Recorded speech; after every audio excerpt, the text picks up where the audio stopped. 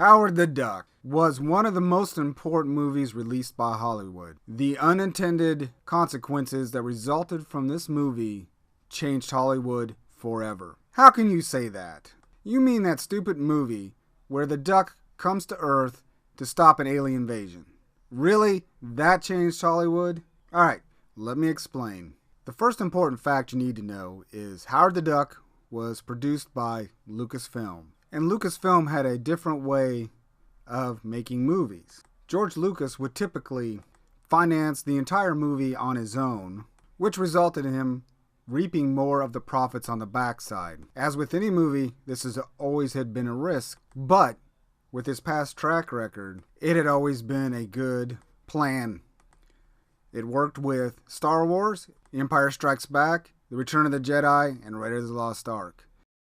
Now, Howard the Duck was a movie that was released in August of 1986. It was directed by Willard Huck, who had a long association with George Lucas. He was mainly a screenwriter for American Graffiti and assisted George Lucas on some of the Star Wars movies. The movie starred Leah Thompson, Jeffrey Jones, and Tim Robbins. The movie was based on by Marvel Comics of the same name. The comic had been around since 1973, and the comic was known for its gritty social satire that went over the line on several occasions. The movie tried to capture some of that, but ultimately, if you've seen the movie, it failed to translate from the comic onto the big screen. For me, the most memorable thing about the movie was Leah Thompson and certain scenes, if you know what I mean. Upon the movie's release, it was savaged by critics and largely ignored by the movie audience. Personally, I think Gene Siskel said it best in his review when he quipped, "Who was this stupid film made for?"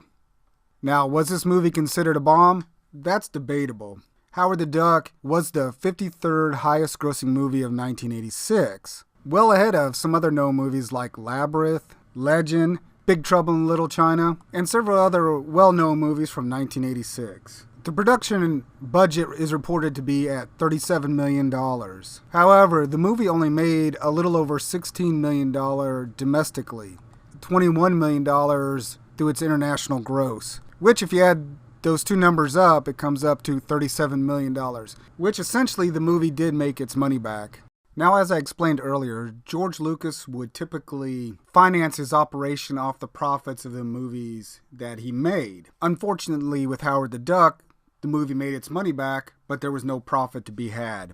With the escalating cost of the Skywalker Ranch and George Lucas going through a divorce, he needed to look at assets to sell off. Luckily for Lucas, Steve Jobs just left Apple Computer and was looking for new investments to make. The reports that I read, Steve Jobs initially paid George Lucas $5 million for a company called the Graphics Group, which was a third of the computer division of Lucasfilm. The sale also included all the employees, which were around 44 at the time, and more importantly included John Lasseter, which would become one of the most instrumental people in the development of Pixar. What Steve Jobs saw in this little company, I'll let him explain.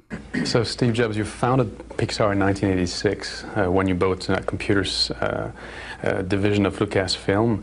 Did you know right then what was going to happen in this business? Did you already envision that this was going to be a major business 10 years after? Well, when I first met Ed Catmull, who ran the computer division of Lucasfilm and who I founded Pixar with, we did it together, Ed showed me what they were working on, and I was blown away. I mean, the graphics were, years beyond anything I'd ever seen before. And he told me of his dream to make the first computer animated feature film. And I bought into that dream both sort of emotionally and financially, and we founded Pixar.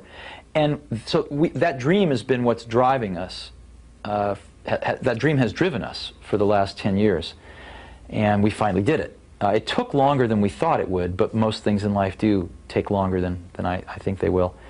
But we did believe that we could achieve that milestone sooner or later, yeah. Now, to be completely honest, Steve Jobs did not immediately recognize the potential of this company, but that is a story for another time. Eventually, through trial and error, this little division from Lucasfilm would become one of the powerhouses in Hollywood known as Pixar. Fast forward to 2010, Steve Jobs was able to turn his $5 million initial investment into $7.4 billion in a deal selling Pixar to Disney. So while George Lucas's Howard the Duck, known as largely as a failure, it ultimately led to the formation of one of the greatest movie studios that we've ever seen, as Pixar has gone on to make some of the best movies in the last 20 years.